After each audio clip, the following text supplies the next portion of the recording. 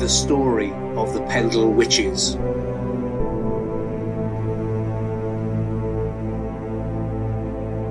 This is one of the most famous witch trials in English history, unfolding in 1612 in the county of Lancashire.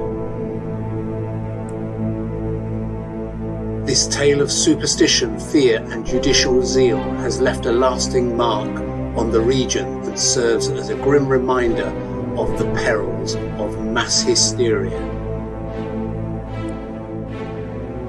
The saga began in the early 17th century when James I, known for his fear of witchcraft, ascended the English throne. His book, Daemonologie, published in 1597, advocated the persecution of witches and fueled a climate of fear and suspicion. In this atmosphere, a series of events in the rural area around Pendle Hill led to accusations of witchcraft that culminated in the infamous trials. The Pendle witch trials were primarily triggered by an altercation between Alison Device, a young woman from a poor family, and a peddler named John Law. Alison allegedly cursed Law after he refused to give her some pins. Shortly after, Law suffered a stroke and his son accused Alison of witchcraft. The incident spiraled into a broader investigation, leading to the arrest of Alison and other members of her family, including her grandmother, Elizabeth Southerns, also known as Old Demdike, who was reputed to be a witch. Simultaneously, a rival family, the Chattocks clan, also were drawn into the accusations. Their matriarch, Anne Whittle, known as Chattocks, and her daughter, Anne Redfern, were accused of practicing witchcraft. The rivalry and animosity between the Device and Chattocks families likely fueled the fervour of the accusations. From the research, the local magistrate, Roger Noel, spearheaded the investigation and more accusations surfaced. Neighbours accused each other of witchcraft, often to settle old scores and grievances. In total, 12 people from the area around Pendle Hill were arrested and charged with witchcraft. The trials were held at Lancaster Assizes in August 1612. The evidence against the accused was flimsy and often based on superstition and hearsay.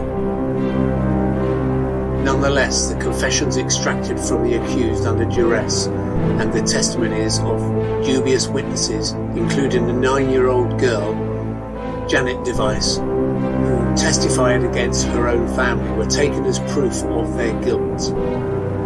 The trials concluded with the conviction and execution of 10 people: Alison Device, Elizabeth Device, James Device, Anne Whittle, Anne Redfern, Alice Nutter, Catherine Hewitt, John Bullock, Jane Bullock, and Isabel Roby. Another accused witch, Elizabeth Southerns, died in prison before the trial. These individuals were hanged, not burned, as is commonly mistaken. Burning was not a method of execution for witches in England. It was reserved for heretics. The convicted witches were executed by hanging on Gallows Hill near Lancaster. The Pendle witch trials are remembered for their stark illustration of the dangers of superstition, fear, and the use of judicial power to settle personal vendettas. The trials were marked by a lack of concrete evidence and were largely based on the confessions obtained through coercion and the unreliable testimonies of children. Today, the story of the Pendle Witches is woven into the cultural fabric of Lancashire. Pendle Hill itself has become a symbol of this dark chapter in history, attracting visitors and historians interested in the tales of witchcraft. The area around Pendle Hill, with its scenic beauty and historic significance, serves as a poignant reminder of the consequences of paranoia and injustice. The legacy of the Pendle Witches continues to captivate and caution underscoring the importance of due process and rationality in the face of fear and superstition.